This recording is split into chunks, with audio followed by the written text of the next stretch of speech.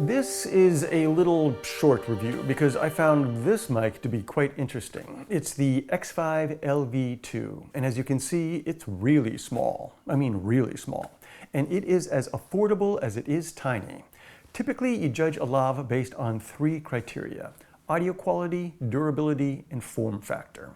You can buy a lav for 20 bucks, but they usually fail on all 3 counts. Lavs that are priced between $30 and $100 almost always put their energy into improving the sound quality. As they get closer to the top of that range, they'll start working on durability. And mics over, say, $130 will start to think more seriously about form factor. So I was fascinated to see a mic under 100 bucks, 90 to be exact, that seemed to approach form factor first.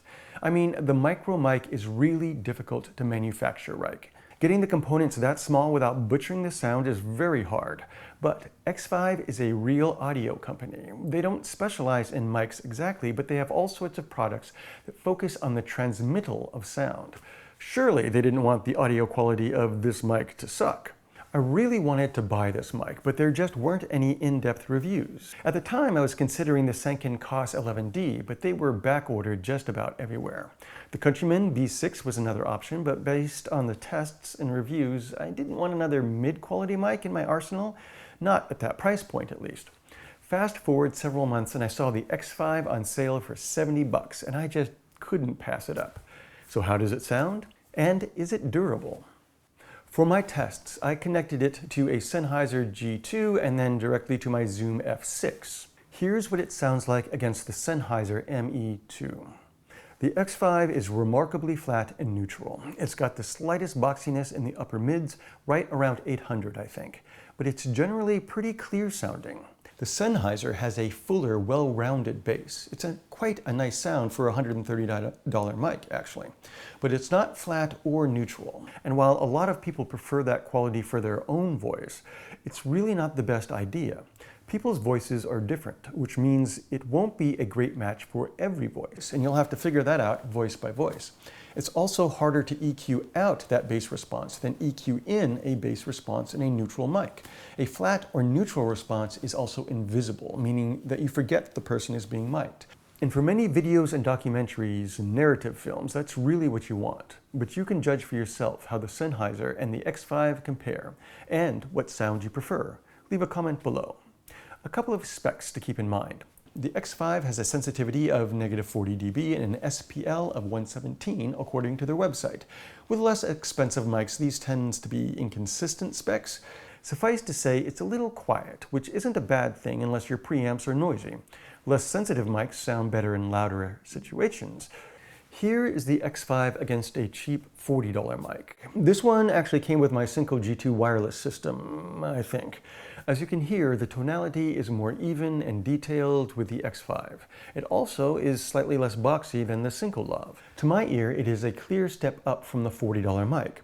The cord on the XVIVE is 5.5 feet, which is pretty long for a lav. I actually found that it got in the way a bit, catching on things as I moved around. And here I've paired it with the Sanken COS11D. Yes, I did eventually find one. And after the sting of that financial purchase wore off, and I had a couple of months of being thrilled with its sound, I felt I could drop another $70 on the XVIVE. It's not a fair comparison by any means. The Sanken is a $350 mic. It's not just an industry standard, it's at the top of its class.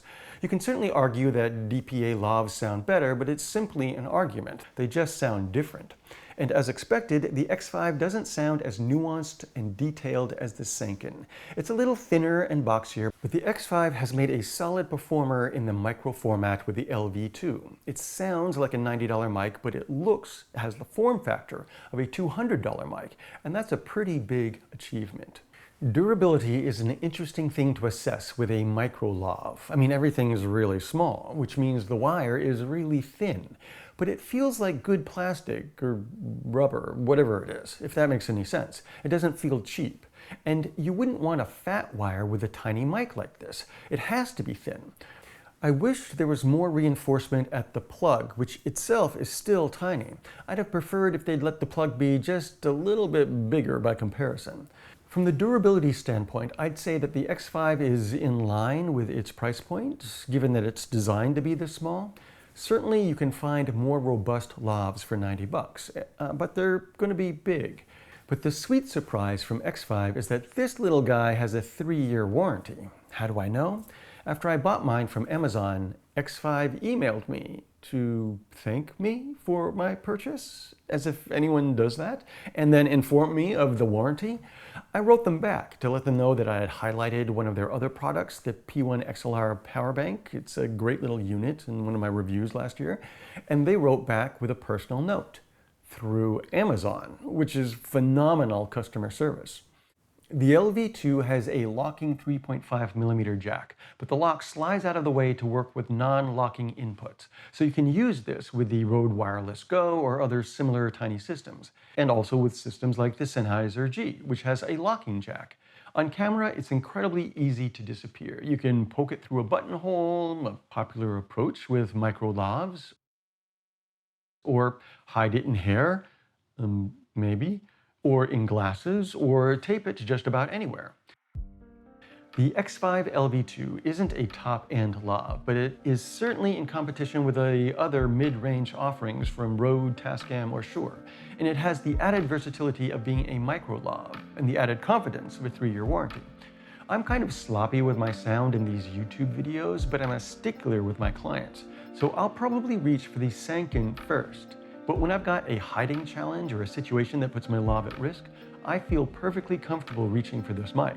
It's a nice addition to my collection. And if you want to hear more of it, I used it exclusively on an upcoming review of the SLR Magic Anamorphot 40. So maybe subscribe, or at least like if this video was helpful.